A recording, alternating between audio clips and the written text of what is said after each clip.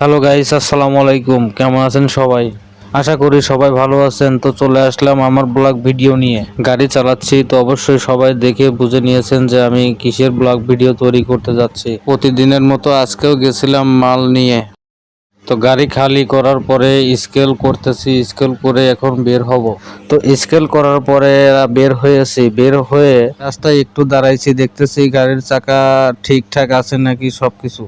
সারা রাত্র জাগার পরে যে দিনের বেলা গাড়ি চালানো যে কি যে কষ্টকর ব্যাপার, সেটা একজন ড্রাইভাররাই বুঝবে। তো মেইন রাস্তা শেষ করে ঢুকে পড়েছি আমরা গ্রামের রাস্তায়। তো সারা রাত জাগছি, আমার শরীর একটু ক্লান্ত লাগতেছে, তাই আমরা আর দেরি না করে একটি বাজারে গিয়ে গাড়ি ব্রেক দিয়ে দিলাম।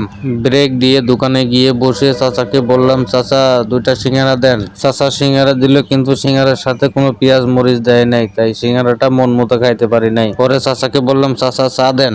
চাচা একটি চা বানিয়ে দিলে এবং চাটি খেয়ে আবার রওনা হলাম।